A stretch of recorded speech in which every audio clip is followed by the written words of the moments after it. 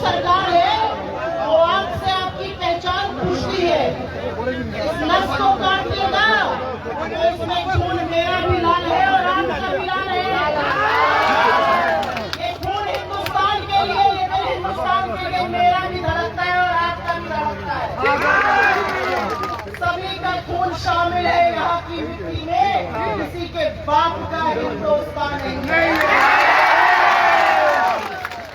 तो याद रखिएगा कि इस बार आप सरकार, इस बार आप सिर्फ एमपी, इस बार आप सिर्फ कांग्रेस और बीजेपी की लड़ाई नहीं है, इस बार लड़ाई है उन ताकतों के बीच में जो हमें बांटना चाहते हैं, जो लड़ाई लगाना चाहते हैं, जो आपसे आपकी पहचान पूछना चाहते हैं। इसलिए उनको हराइएगा जरूर, हराइएगा। और मैं दो चार बातें थोड़ी सी कहूंगी और फिर जाऊंगी। आपके सांसद, आपके भावी सांसद बोलेंगे उसके बाद। राहुल गांधी ने इस देश को जोड़ने के लिए कन्याकुमारी से कश्मीर और मणिपुर से मुंबई तक की यात्रा की। मैं आपसे पूछना चाहती हूँ, कितना डरपोक है आपका मुख्यमंत्री कि उसने हमें गुवाहाटी में घुसने नहीं दिया। बदला लेंगे कि नहीं लेंगे? मैं आपसे पूछना चाहती हूँ, जब आपके बच्चे पढ़ लिख लेते हैं,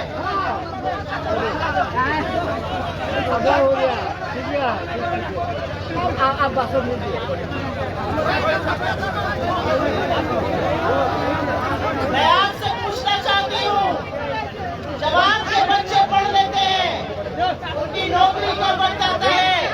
नरेंद्र मोदी कहते हैं पकौड़े तल लो, पकौड़ा तलने का तेल 90 से 220 कर दिया और गैस को 400 से 1100 पहुंचा दिया। सही कह रही हूँ कि नहीं कह रही हूँ? इस महंगाई का बदला लेंगे कि नहीं लेंगे? जब महंगाई की बात करो तो इस देश की मंत्री कहती है मैं तो लहसुन प्याज ही नहीं खाती, कोई फर्क ही नहीं पड़ रहा है। असलियत ये है कि आज देश के मुद्दे महंगाई है, बेरोजगारी है, चलता हुआ मणिपुर है, लेकिन मोदी जी को न माँ से मणिपुर नजर आता है, न माँ से महिला नजर आती है, न माँ से महंगाई नजर आती है।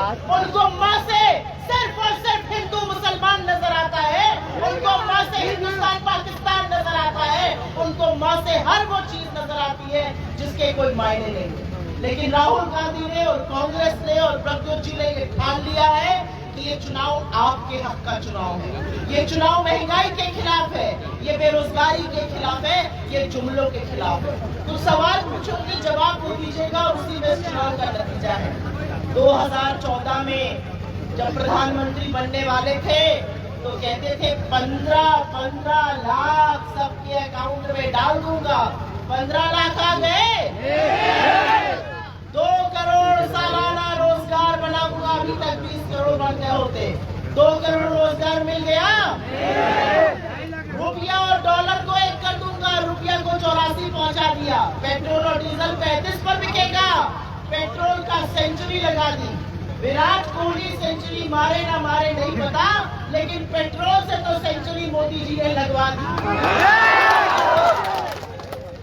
एक असलियत और भी है, चीन को लाल आंख दिखाने वाले थे, किसान की आय दोगुनी करने वाले थे, खोखले दावे, खोखले नारे। आज 10 साल बाद जब चुनाव का वक्त आया है तो अपने काम पर वोट मांगना चाहिए, लेकिन काम किया नहीं है।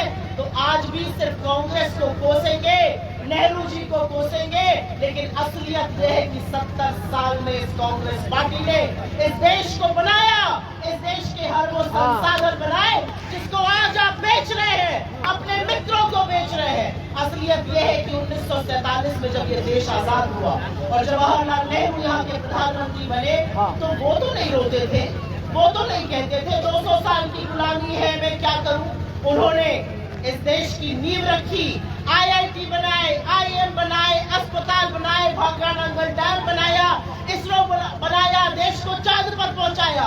मोदी जी ने क्या किया? मोदी जी ने आपके हाथ में कटोरा थमा दिया और कहते हैं राशन फ्री देता हूँ। यही लोग जब रोजगार मांगते हैं तो क्यों भागने लगते हैं आप? राशन देने की बात करने वाला रोजगार के नाम से क्यों भागता है? तो इस बार एक ऐसी सरकार को चुनिए, ऐसे लोगों को चुनिए जो महिला सशक्तिकरण की बात करती है। हमारे मैनिफेस्टो में हम कहते हैं गरीब महिला को साल का 1 लाख रुपए देंगे, 8500 रुपए महीना देंगे। हम कहते हैं कि देश के युवाओं के लिए 30 लाख सरकारी पद तुरंत भरेंगे, 1 लाख सालाना अप्रेंटिसशिप देंगे। हम कहते हैं पेपर लीक बंद होगा। हम कहते हैं मनरेगा की दैनिक आय को 400 करेंगे। हम कहते हैं किसानों का MSP पर खरीद होगी और उनकी कर्जा माफी होगी।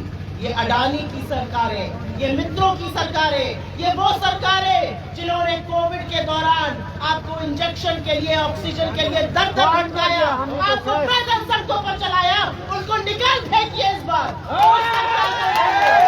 आपके हित की बात करती है, जो आपके स्वाभिमान की बात करती है, जो एक करने की बात करती है, जिसको लोगों में लड़ाने की जरूरत नहीं है। इस देश में सालों से, सदियों से हम एक साथ रह रहे हैं। हम एक दूसरे के तीज त्योहार पे साथ रहते हैं, हम ईद, दिवाली, होली साथ मनाते हैं, हम एक दूसरे की ब्याह शादी में जाते हैं, और जब चुनाव आता है तो भाजपा हमें लड़ाने लगती है।